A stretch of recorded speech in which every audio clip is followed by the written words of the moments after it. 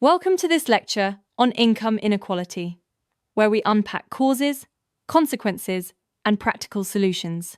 Over the next slides, we will map how technological change, globalization, and institutional choices shape unequal outcomes, examine the social and economic costs of widening gaps, and explore policy mixes that can reduce net inequality while supporting growth and opportunity for more people. This slide highlights widening global disparities, from extreme inequality in places like South Africa to concentrated wealth in the United States, where the top 10% hold a disproportionate share. Recent shocks like the pandemic, inflation outpacing wages, and stalled minimum wage laws have amplified these trends, deepening gaps between rich and poor across advanced and emerging economies. Automation and AI are major drivers of income divergence because they increase demand for high-skilled labor while hollowing out many mid-skill routine jobs. That raises the skill premium, concentrates income at the top, and suppresses earnings for routine workers. The net effect reshapes workforce structure, lifting top-tier incomes while flattening wages for large segments of the labor market. Globalization and capital flows have redistributed jobs and returns, as offshoring assembly lines to lower-cost countries shrinks industrial employment at home and foreign direct investment favors capital-intensive sectors. That pattern exposes lower-skilled workers to stronger competition and stagnant pay, while insiders and skilled workers capture higher returns, widening the gap between skilled and unskilled compensation.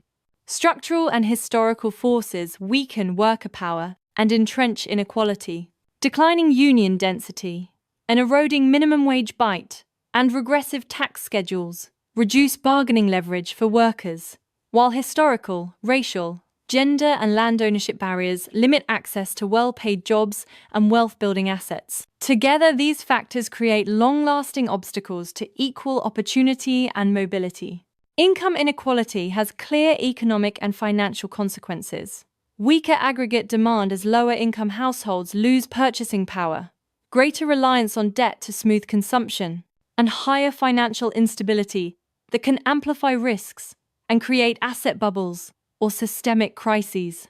At the same time, underinvested households and constrained skill supply limit growth potential and reinforce a cycle of unequal development. Beyond economics, inequality erodes social cohesion and public health.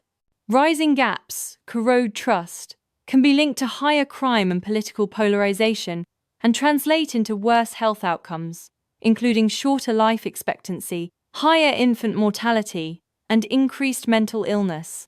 These social and health burdens translate into direct and indirect costs for public budgets and economic stability. Reducing net inequality requires a thoughtful fiscal and transfer strategy, strengthening tax progressivity through personal income, capital gains and inheritance taxes, paired with targeted transfers such as child benefits and earned income credits. When designed carefully, these measures redistribute effectively while preserving work incentives and expanding access to support for low-income households. Narrowing the skill premium means equipping workers throughout life. Universal high-quality early education builds foundational skills and reduces early gaps. Tuition-free tertiary and labor market-tied programs remove financial barriers and align training with jobs, and lifelong reskilling funds help workers adapt to technological change, compressing the skill premium and boosting lifetime earnings for bottom and middle deciles. Labor market reforms can reduce earnings dispersion and broaden wage growth.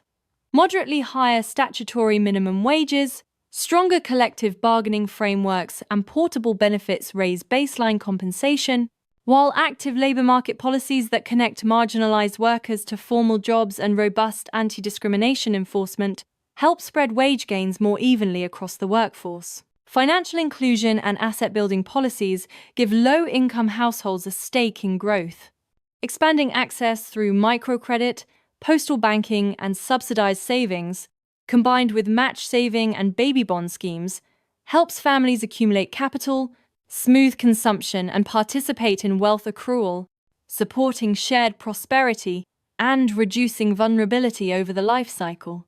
In summary, income inequality stems from technological change, globalization, and institutional choices that create macro fragility and social strain.